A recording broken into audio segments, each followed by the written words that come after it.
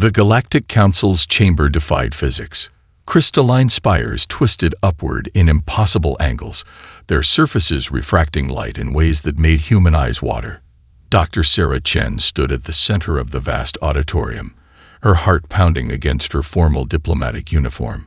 Around her, 24 alien representatives loomed on floating platforms, their bodies representing the stunning diversity of advanced life in the galaxy. Ambassador Marcus Wade squeezed her shoulder. "Steady, Sarah. We've prepared for this moment for 15 years. His weathered face betrayed none of the anxiety she knew he must be feeling. After all, this was humanity's chance, their one shot at joining the galaxy's elite. The council speaker descended from above, its crystalline body casting rainbow refractions across the chamber. Unlike the other members who maintained humanoid forms out of courtesy, the speaker made no such concessions. Its body was a geometric impossibility, faces within faces, angles that seemed to bend into other dimensions. Representatives of Earth, the speaker's voice resonated directly in their minds. We have reviewed your application for council membership. We have studied your history, your biology, your societies, and your potential. Sarah's fingers clenched around the ancient clay tablet they had brought as a gift. Humanity's first written story, preserved for over 5,000 years. The council had requested a cultural artifact of significance, and what could be more significant than humanity's first recorded tale? Your species, the speaker continued, has achieved remarkable technological progress in a relatively short time. Your adaptability is noteworthy. The geometric patterns of its body shifted, creating discordant harmonics in Sarah's mind. However, this very adaptability concerns us. You change too quickly. Your societies transform too rapidly. Your biological drives remain primitive. Marcus stepped forward. With respect, Speaker, our capacity for change is our greatest strength. We've overcome countless challenges. Precisely our concern. Another council member interrupted, this one a being of pure energy contained within an ornate mechanical shell. In mere centuries, you advanced from primitive combustion engines to rudimentary faster-than-light travel. Such rapid development indicates dangerous instability. We are not unstable. Sarah found herself speaking, her voice steady despite her racing heart. We are curious. We are explorers. We seek to learn, to grow, to understand. You seek to consume. A third council member interjected, its insectoid mandibles clicking. Your history is marked by conquest, by the absorption of resources and ideas. You take, you modify, you change the fundamental nature of things. This cannot be permitted on a galactic scale. The speaker's form condensed, becoming almost painfully bright. The council's decision is unanimous. Earth's application for membership is denied. Furthermore, given the potential destabilizing influence of your species, we are establishing a quarantine zone around your solar system. Limited trade will be permitted through designated checkpoints, but Earth vessels are restricted from traveling beyond your immediate stellar neighborhood. Sarah's mind went numb. Quarantine. Restricted travel. This was worse than rejection. This was imprisonment. The speaker gestured with an impossible limb. The clay tablet floated from Sarah's hands. Your offering is acknowledged, but must be refused. Primitive artifacts carry contaminating influences. Before their eyes, the tablet, the priceless artifact that had survived wars, disasters, and millennia, disintegrated into atoms, scattered like dust in an unfelt wind. Sarah felt something break inside her. Not her heart. Something deeper. Some fundamental assumption about the fairness of the universe, about the nobility of advanced civilizations. She watched the atoms of human history drift away, and in their place, something harder formed. Something determined. Marcus's diplomatic mask cracked slightly. We understand, Speaker. Earth thanks the Council for its consideration. His voice was perfect, professional, but Sarah heard the steel beneath it. As they walked out of the chamber, followed by the pitying looks of lesser races observers in the gallery, Sarah's mind was already racing. The Council had made a critical mistake. They hadn't just rejected humanity, they had underestimated them. And if there was one thing humans excelled at, it was proving others wrong. In the shuttle back to Earth, Sarah pulled out her tablet, bypassing the Council's superficial security. They had been allowed to connect to the Galactic Network during their stay, for cultural exchange purposes. But while the Council saw humans as primitive, they had failed to account for one thing. Sometimes the simplest algorithms could slip past the most advanced defenses. As stars streaked past their viewport, Sarah began to dig. The Council's rejection wasn't the end. It was just the beginning. Sarah's private lab in the Lunar Research Station hummed with the soft whir of quantum processors. 3 weeks had passed since Earth's rejection, and she hadn't slept more than 4 hours a night since. The Council's data, downloaded during their brief connection to the Galactic Network, was a labyrinth of encrypted files and nested protocols. But they had made one crucial mistake. They assumed humans couldn't think in 6-dimensional algorithms. Her fingers danced across holographic interfaces as she implemented another decryption sequence. The Council's security was elegant but predictable, built on mathematical principles that hadn't been questioned in millennia. Human mathematics, born from centuries of competing theories and constant challenges, had evolved differently. Dr. Chen, her AI assistant, chimed. "Ambassador Wade is requesting entrance." Sarah rubbed her tired eyes. "Let him in." The door whispered open, revealing Marcus's concerned face. "You look terrible," he said, setting down a container of real coffee. "A luxury this far from Earth. The Council's rejection isn't your fault. You need to rest." "It's not about the rejection anymore." Sarah pulled up a holographic display. "Look at this. I've been analyzing trade patterns across Council space for the last 1,000 years. See these gaps?" She highlighted several regions where data simply vanished. Marcus leaned closer. "Missing records?" "No. Deleted histories." Sarah's voice trembled with contained anger. "Entire civilizations, Marcus. They didn't just reject them, they erased them." She brought up another display, this one showing technological development curves. The Council claims they protect developing species, nurturing them toward advancement. But look at this pattern. Every civilization that shows rapid progress, like us, vanishes from the records. Those that remain all follow the same careful, controlled development path. "That's circumstantial," Marcus said, but his diplomatic mask was cracking. "It could be." A warning flashed across Sarah's screens. She immediately initiated her emergency protocols, developed from paranoia, but now proving prescient.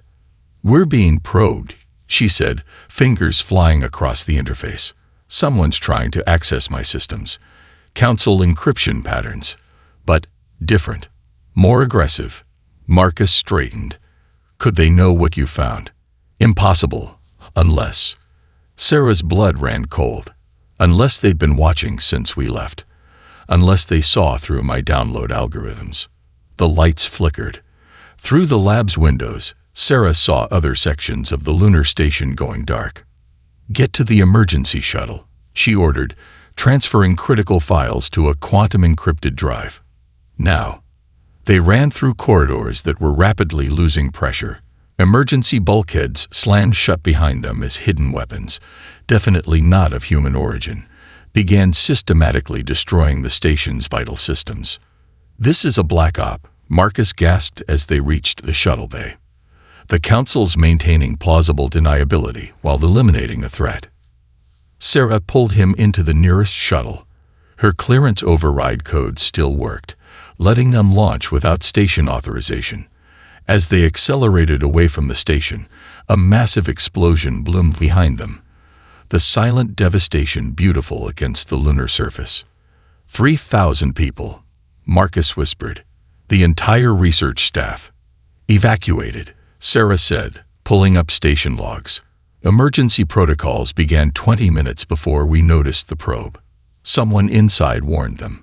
She allowed herself a small smile. Humans looking out for humans. As Earth grew larger in their viewport, Sarah pulled out the quantum drive.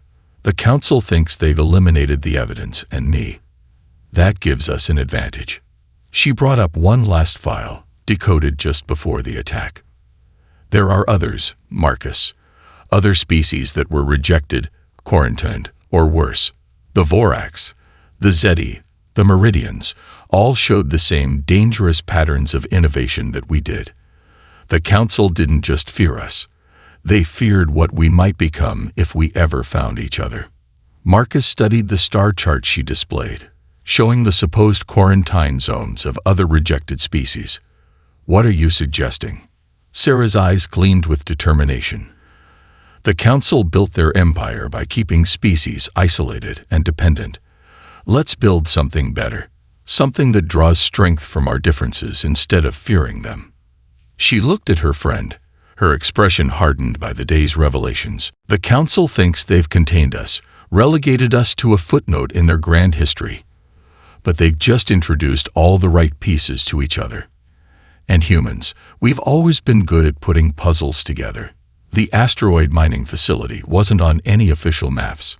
Sarah's shuttle drifted through the debris field, running dark except for minimal life support. After 3 months of encrypted communications and careful probing, they had finally received coordinates, delivered in a code based on crystalline molecular structures that had taken weeks to decipher.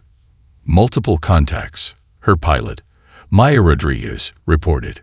Crystalline formations, moving in formation. Definitely not natural. Sarah watched the approaching shapes through the view screen. The Vorax had evolved in the hearts of silicon-based asteroids, their bodies natural formations of crystal and stone.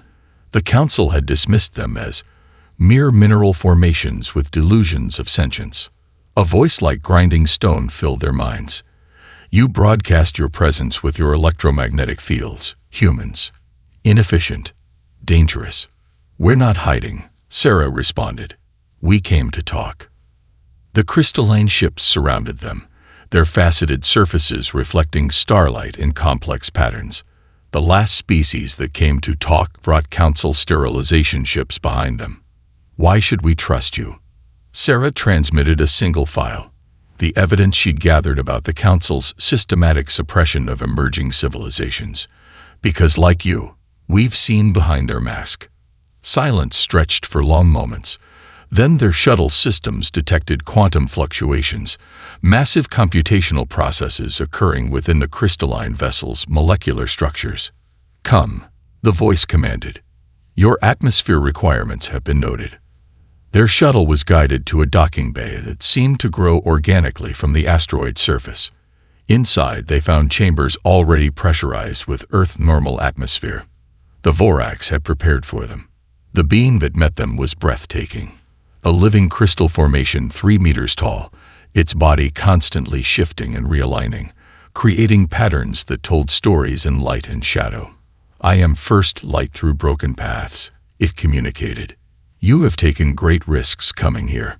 The Council's already tried to kill me once, Sarah said. Hiding isn't an option anymore. No, First Light agreed. It is not. The crystal being's surface rippled. We have analyzed your data. It confirms what we suspected but could never prove. The Council fears what they cannot control. They fear connection. Another voice joined in. This one, like quantum mathematics, turned to sound. A Zeti materialized in the chamber, its gaseous form contained within a field of pure energy. We observed their ships through 11 dimensions. They build walls between species, between ideas, between possibilities. Sarah had known the Zeti would be here. After contacting the Vorax, evidence of the gas-based entity's quantum technology had been impossible to miss, if you knew where to look. I am probability dance. The Zeti introduced itself. Your species' mathematics. Intriguing. Crude but innovative. You see patterns others miss. Because we're not afraid to be wrong. Sarah explained. Every human theory exists to be challenged, improved, or replaced. A dangerous philosophy, a new voice echoed, not in their minds or ears, but in their emotions. A meridian emerged from what they had thought was a decorative pool. Its liquid crystal form flowed like water given purpose, radiating empathic waves that carried meaning deeper than words. "I am deep feels truth," the meridian communicated. "Your emotions, they burn so bright. The council fears such fire." Sarah looked at the three beings, crystal, gas, and liquid, each rejected for being too different, too innovative, too dangerous to the council's ordered vision of the galaxy. "They fear what we might become if we work together." First light shifted, creating a display of light and shadow that showed galaxy-spanning trade routes. "We have resources. We have quantum engineering that defies their physics," Probability Dance added. "We have unity through understanding," Deep Feels Truth completed. Sarah smiled. "And we have something they've never conceived of, the human talent for combining different ideas into something new, something greater." She shared her vision, not through words or data, but through the Meridian's empathic field, a new network of worlds, hidden in plain sight. Technologies that combine the best of all their species, a civilization built on cooperation instead of control. "They called us primitive," Sarah said. "Let's show them how primitive species can reshape the galaxy." The chamber hummed with crystalline resonance, quantum possibilities, and empathic agreement. The council had spent millennia keeping species apart, never realizing they were creating the perfect ingredients for their own obsolescence. The hidden alliance was born. The combined research facility hung in the void between dimensions, existing in a space the council's sensors couldn't detect. Sarah stood before a window that showed 11 different versions of reality simultaneously, each one a possibility the Zeti had taught them to perceive. "The crystalline matrix is stable," First Light announced, its body pulsing with calculations. Human neural patterns successfully integrated with Vorax computational structures. Behind them, a massive engine core pulsed with possibilities. The Nexus drive was unlike anything any single species had conceived, a perfect fusion of technologies that shouldn't have worked together. Vorax crystal matrices channeled energy through dimensional paths the Zeti had mapped, while Meridian intuitive interfaces translated the quantum chaos into something human minds could navigate. Numbers align, Probability Dance swirled excitedly. Success probability approaching unity. Maya Rodriguez, now their lead test pilot, stepped into the neural interface chamber. Her consciousness would be linked directly to the drive through Meridian empathic technology. "Ready when you are, Dr. Chen." Sarah touched the crystal console, feeling the familiar burn of interfacing with Vorax technology. "Remember, this is just a test jump. Target is Alpha Centauri. Should take about." The universe blinked. Warning signals flared across multiple dimensional frequencies. Maya's voice came through the empathic link, tight with controlled excitement. Navigation shows we've overshot by about 20,000 light years." Silence fell across the control room. Even the Zeti stopped their quantum vibrations. Deep Feels Truth rippled with amazement. No damage to ship or crew. The dimensional barriers simply yielded. Sarah's mind raced. The Council's FTL technology required massive energy expenditure to punch through spacetime. The Nexus drive instead found paths where the barriers were thinnest, using the combined perspectives of 4 species to navigate routes no single civilization had ever perceived. "We didn't just create a new drive," she whispered. "We discovered how the universe actually works." Their celebration was interrupted by a signal, a desperate transmission bleeding through multiple dimensions. "Emergency distress call," Maya reported. "Council world. Proxima VI. Their atmospheric processors are failing. Entire population faces extinction within days." First Light's crystalline surface darkened. Council emergency response protocols estimate minimum arrival time of 2 weeks through conventional FTL. Sarah looked at her assembled team. Human, Vorax, Zeti, and Meridian. The Council had rejected them all, deemed them too dangerous to join galactic civilization. Now they had a choice. "Plot a course to Proxima VI," she ordered. The Council, First Light began. Will either accept our help or watch their citizens die. Sarah finished. We're better than they are. Maya, take us in. Reality shifted again. The Nexus drive brought them to Proxima VI in moments. The planet below was chaos. Failing shields letting through lethal radiation. Millions of citizens trapped in deteriorating habitats.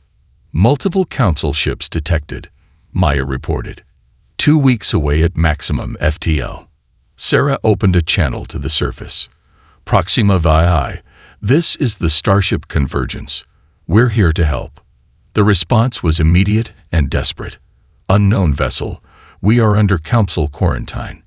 Any interference will save your people, Sarah interrupted. You can report us afterward. Right now, you need to decide if council regulations are worth more than your population. A pause. Sarah felt the weight of millions of lives in that silence. Assistance accepted. What followed was a symphony of cooperation that would have shocked the council. Vorax crystalline technology reinforced failing habitat shields. Zeti quantum engineering stabilized the atmospheric processors. Meridian empaths coordinated evacuation efforts with impossible precision. And humans did what they did best. Adapted, improvised, and found solutions no one had considered. Within 48 hours, the crisis was over. As they prepared to depart, the planetary governor sent one final transmission. Who are you? Sarah smiled. Just some primitive species working together. When the council arrives, tell them the galaxy is changing, whether they're ready or not. The convergence vanished between dimensions, leaving behind a saved world and a very different future than the council had planned. Senior Council Observer Ixel adjusted his sensor arrays in frustration. Another anomaly had appeared in the galactic rim. Energy signatures that shouldn't exist, quantum fluctuations that defied council models. But every time he sent probes to investigate, they found only empty space. If he didn't know better, he'd think entire civilizations were evolving in the council's blind spots. Sarah stood on the observation deck of Nexus Station, a massive structure hidden in the fold between dimensions. Through windows that saw across multiple realities, she watched ships of impossible design flow through the quantum seas of space.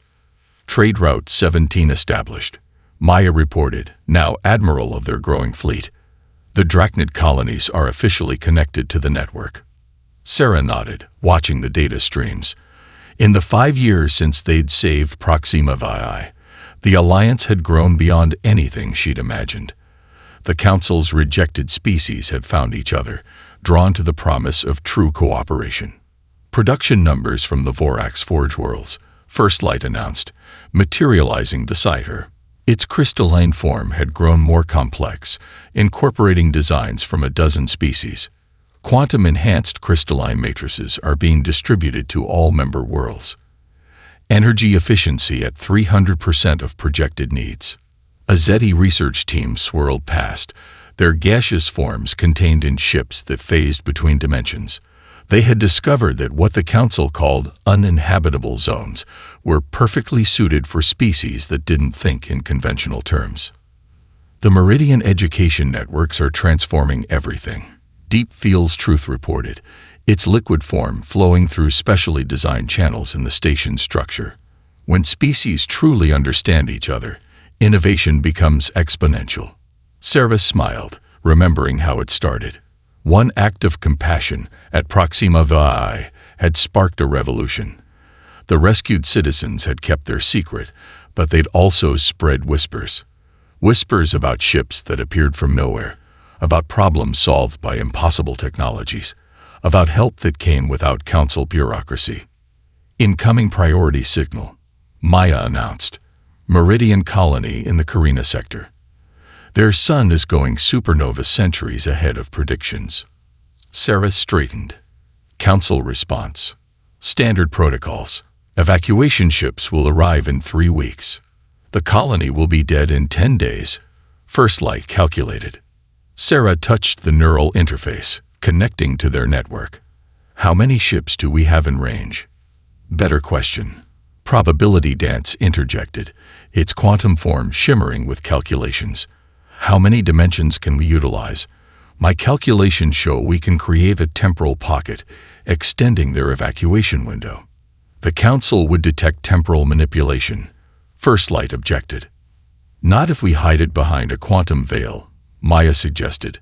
Make it look like a natural gravitational anomaly. Sarah felt pride swell. This was why the alliance worked.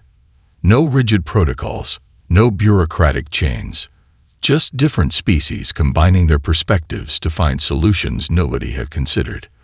Launch the operation, she ordered. Full rescue protocol. The next week was a symphony of cooperation. Vorax ships created crystalline shelters that existed in multiple dimensions simultaneously. Zeti engineers manipulated quantum fields to slow local time.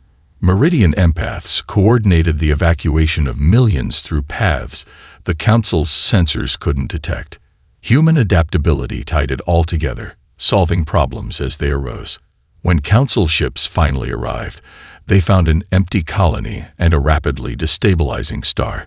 Their reports would mention a fortunate gravitational anomaly that seemed to have delayed the supernova just long enough for the population to evacuate through conventional means. New colonial applications received, Maya reported later. 17 species requesting membership in the alliance, most from the outer rim, but 3.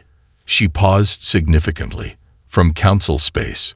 Sarah watched the quantum streams of ships flowing through dimensional corridors, carrying trade, knowledge, and hope between worlds the Council had written off.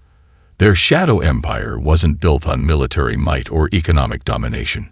It was built on a simple truth. Cooperation was stronger than control. Remember when they called us primitive? She mused. First Light's crystalline form sparkled with what Sarah had learned was laughter. Primitives who just happened to save another 2 million lives. Speaking of which, Maya interjected, we're getting reports of unusual seismic activity in the Council core worlds. Their ancient planetary stabilizers are starting to fail. Sarah shared a knowing look with her allies. Well then, I suppose we'd better prepare for some more fortunate coincidences. The Council's emergency session was chaos, something unprecedented in their 10,000-year history. The speaker's crystalline form pulsed with barely contained distress as reports flooded in from across their territory. 37 major worlds offline. The insectoid representatives' mandibles clicked frantically. FTL network failing across entire sectors. We've lost contact with our primary agricultural systems. Impossible, the energy being declared. Our networks are perfect. The calculations are wrong. A new voice cut through the chamber. The Council members turned to find Sarah Chen standing in their sacred hall, alongside representatives of species they dismissed centuries ago. How dare you breach this chamber? The speaker's form flared with outrage. Security protocols are as obsolete as your FTL network, Sarah interrupted. She gestured and holographic displays materialized throughout the chamber, showing the cascade of failures spreading through Council space. Your precious network is collapsing because you never allowed it to evolve. You were so focused on control that you forgot the universe doesn't care about your rules. First Light stepped forward, its crystalline form dwarfing the speaker's. You called us mineral formations with delusions of sentience. Now your worlds are going dark while ours thrive. The quantum barriers are failing. Probability dance swirled above them. Reality itself rejects your rigid mathematics. The speaker's form contracted. You did this. No, Sarah's voice was firm. You did this by suppressing innovation, by forcing every species to follow your prescribed development path, by refusing to acknowledge that different perspectives make us stronger, not weaker. Emergency signals flashed across the chamber's displays. 3 more sectors had gone dark. Billions of lives now hung in the balance as supply lines crumbled. The Council has stood for 10,000 years, the energy being protested. Our way maintains order. Your way is killing people. Sarah slammed her hand on the ancient podium. Right now, 20 billion citizens on your core worlds face starvation, because you can't maintain your supply lines.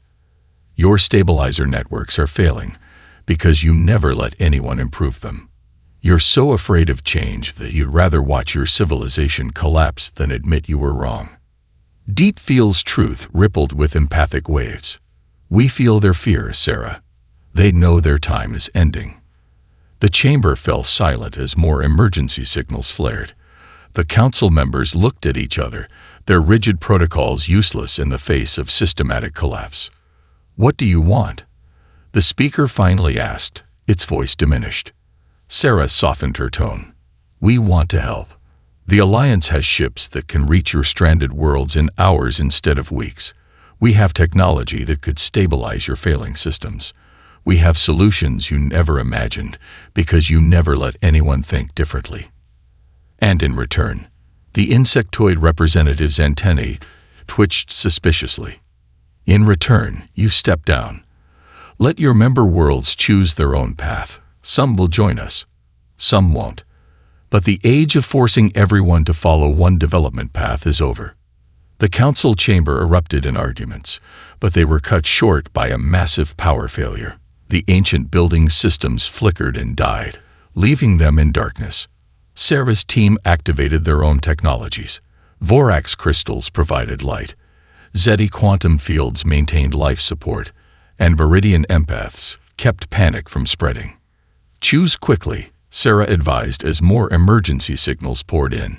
"Your people are running out of time." The speaker's form dimmed to almost nothing, then slowly brightened. "We request assistance." Sarah nodded to Maya, who had been waiting quietly. "Launch rescue operations. All ships, full deployment. Priority to critical infrastructure and emergency supplies." As Alliance ships appeared above thousands of worlds, using technology the Council had deemed impossible, Sarah faced the humbled assembly. "Welcome to the future," she said. "It's messier than you planned. It's more chaotic than you wanted. But it's alive. And that's more important than any protocol." The Council's age was ending, but as ships of impossible design brought hope to dying worlds, something new was being born. Something better. The Centaurian ambassador paced in Nexus Station's dimensional reception chamber, his bioluminescent patterns flashing with barely contained excitement. His species had been council members for 3 centuries, carefully following prescribed development paths. Now, everything was changing. "Your quantum crystalline matrices," he gestured at the station's impossible architecture. "They could revolutionize our atmospheric processors. And these dimensional corridors, our scientists never even conceived of them." Sarah watched the young ambassador with amusement. In the month since the Council's collapse, dozens of species had approached the Alliance. Some came begging for help, others offering partnership, but the Centaurians, they came with pure scientific curiosity. "The matrices were a Vorax innovation," she explained, nodding to First Light. "But it took human neural interface design and Zeti quantum theory to make them practical. That's how we work. Every discovery is built on multiple perspectives." The chamber's dimensional windows showed fleets of ships moving through quantum space, delivering aid to former Council worlds. The old FTL network was beyond saving. Too rigid, too outdated. But the Alliance's Nexus Drive technology was being shared freely with any world that wanted it.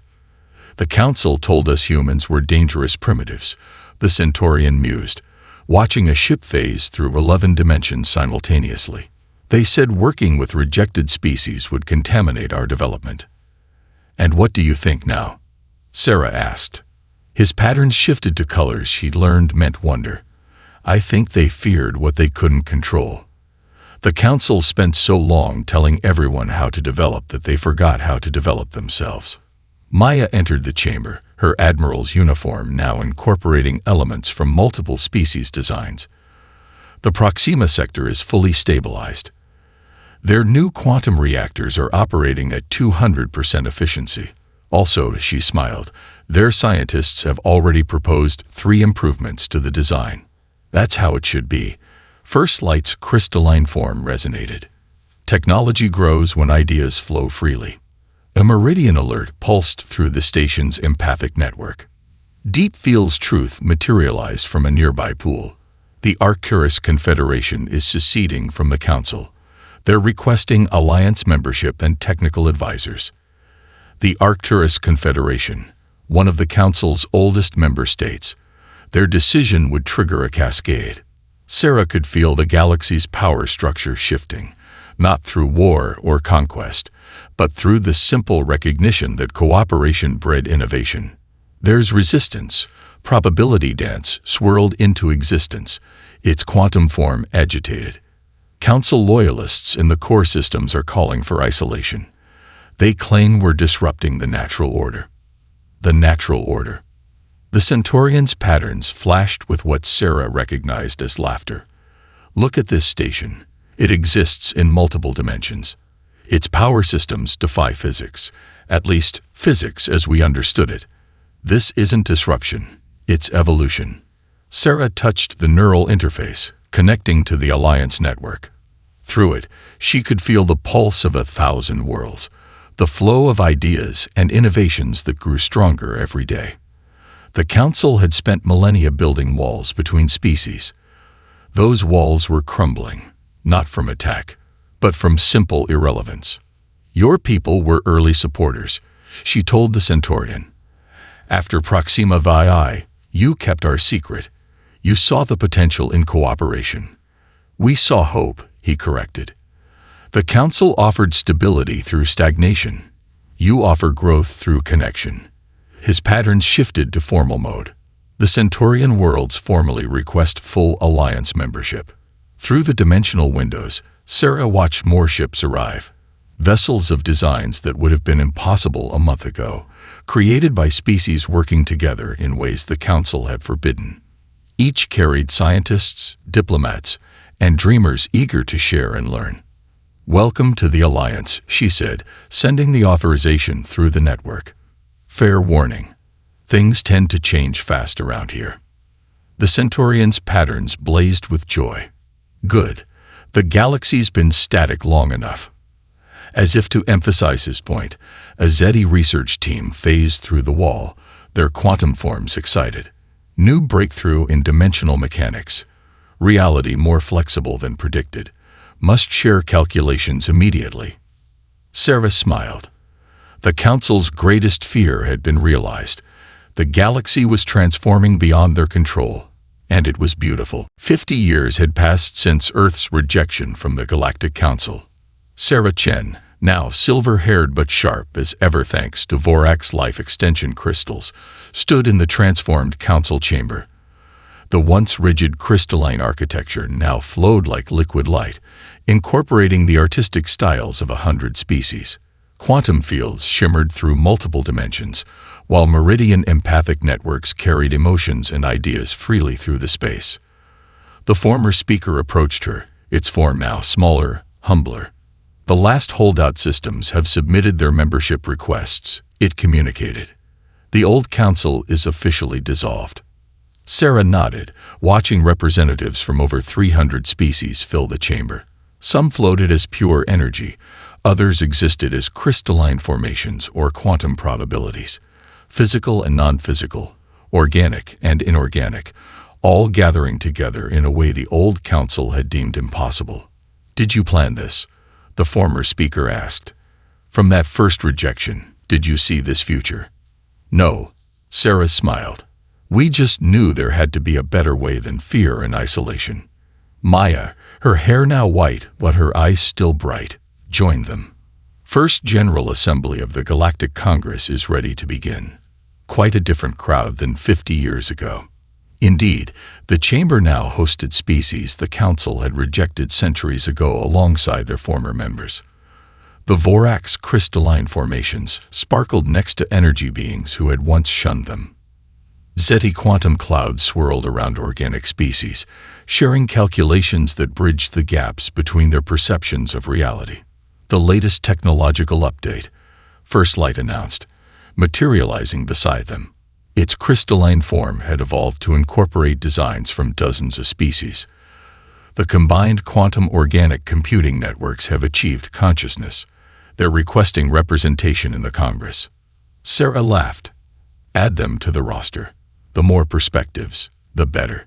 A dangerous philosophy, the former speaker noted, but its tone carried no judgment now. We feared such unlimited growth would bring chaos. Look around, Sarah gestured to the chamber. Do you see chaos? The scene before them was anything but chaotic.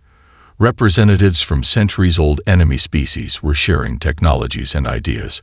Worlds that had once been quarantined were now major trade hubs. The galaxy hummed with innovation, yet there was no war, no destruction, just growth. Probability dance materialized above them, its quantum form more complex than ever. New calculation models complete. Reality itself responds to cooperative consciousness. The more we work together, the more possible the impossible becomes.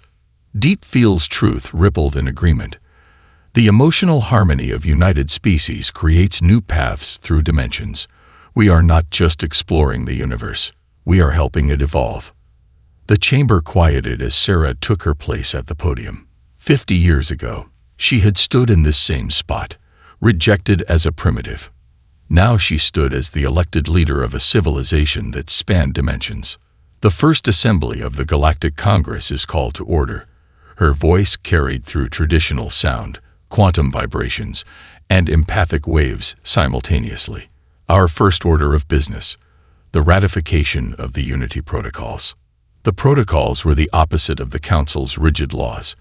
They guaranteed the right of each species to develop along its own path while ensuring technology and knowledge would flow freely between worlds. They protected diversity while promoting cooperation. We face challenges our separate species could never solve alone, she continued. Dimensional anomalies that threaten entire sectors. Dark energy surges that could destabilize reality itself. But together, combining our perspectives and abilities, there is no challenge we cannot meet. The vote was unanimous, something that would have been impossible under the old council. Not through force or coercion, but through genuine agreement. As the assembly erupted in celebration, the former speaker approached Sarah one last time. We were wrong about your species, it admitted. We feared you would become a dangerous force in the galaxy. Sarah watched as human quantum physicists excitedly shared calculations with Zeti engineers, while Vorax crystal shapers collaborated with organic artists to create impossible beauty. Oh, we did become dangerous, she smiled. Just not to life or freedom. We became dangerous to ignorance, to fear, to the idea that different means incompatible. Above them, through dimensional windows, new ships of impossible design soared between the stars, carrying the combined knowledge and dreams of a united galaxy. The Council's age of separation was over. The age of unity had begun.